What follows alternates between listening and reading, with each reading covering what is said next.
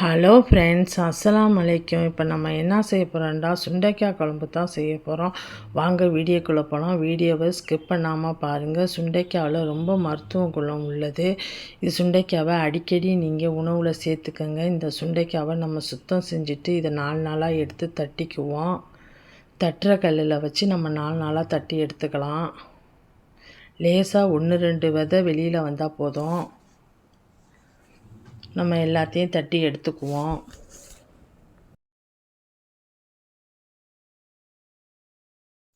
நம்ம தட்டுனதில் தண்ணி ஊற்றி நம்ம கழுவி அலசிக்கலாம்.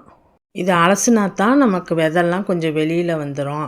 இது இந்த மாதிரி தட்டி நம்ம குழம்பு வச்சா தான் குழம்பு ரொம்ப டேஸ்ட்டாக இருக்கும். முழுசாக போட்டால் குழம்பு நல்லா இருக்காது. அதுக்கு நம்ம இப்போ கொஞ்சோண்டு தேங்காய் அரைச்சிக்கலாம்.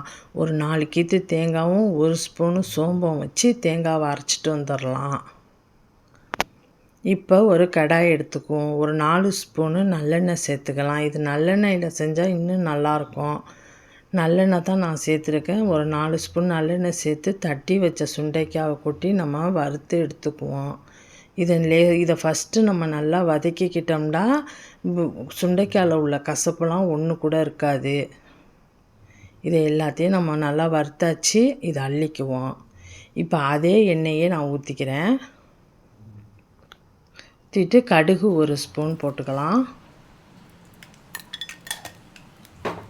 வெந்தயம் 1 ஸ்பூன் போட்டுக்கோங்க.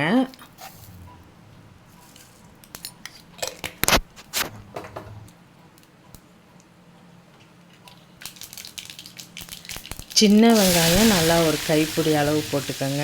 இது சின்ன வெங்காயம் போட்டு செஞ்சால் தான் ரொம்ப நல்லாயிருக்கும். வீடியோ பார்க்குற நீங்கள் சப்ஸ்கிரைப் பண்ண மாட்டேங்கிறீங்க. ப்ளீஸ் சப்ஸ்கிரைப் பண்ணிவிட்டு வீடியோ பாருங்கள்.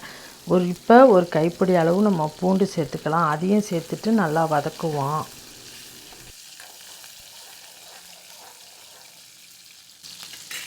இப்போ தக்காளி ஒன்று சின்னதாக கட் பண்ணி அதையும் அது கூட சேர்த்து நல்லா வதக்கிக்குவோம். பச்சை மிளகா ஒன்று சேர்த்துருக்கேன். நல்லா வதக்கிக்கலாம். இப்போ இது கூட நம்ம மசாலா சேர்த்துக்கலாம். நல்லா தக்காளிலாம் நல்லா குழஞ்சி வந்துடும். இப்போ மிளகாய்த்தூள் ஒரு 1/2 ஸ்பூன் போட்டுக்கலாம். நல்லா வதக்கிக்குவோம் மிளகாத்தூளை போட்டு.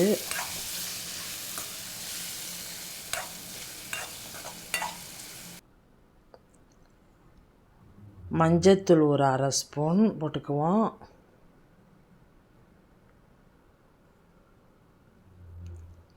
மிளகுத்தூள் 1 ஸ்பூன். ஜீரகத்தூள் 1 ஸ்பூன்.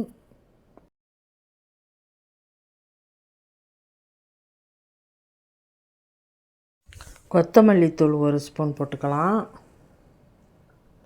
போட்டுக்கிட்டு எல்லாம் அந்த எண்ணெயோடு நல்லா வதக்குங்க.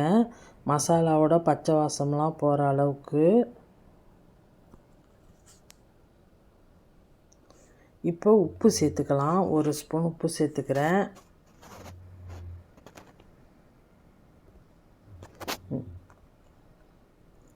இப்போ கொஞ்சோண்டு தண்ணி ஊற்றி ஃபஸ்ட்டு நல்லா எண்ணெய்லாம் நல்லா பிரிஞ்சு வந்துக்கிட்டோம். இப்போ நம்ம வறுத்து வச்ச சுண்டைக்காவை கொட்டிக்கலாம்.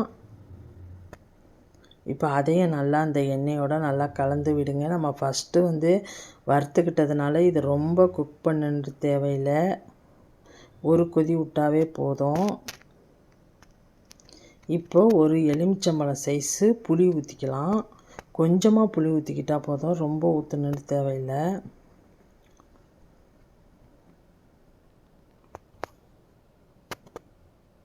இப்போ நல்லா புளியோட பச்சை வாசமெல்லாம் போகிற அளவுக்கு நல்லா கொதிச்சிடுச்சு.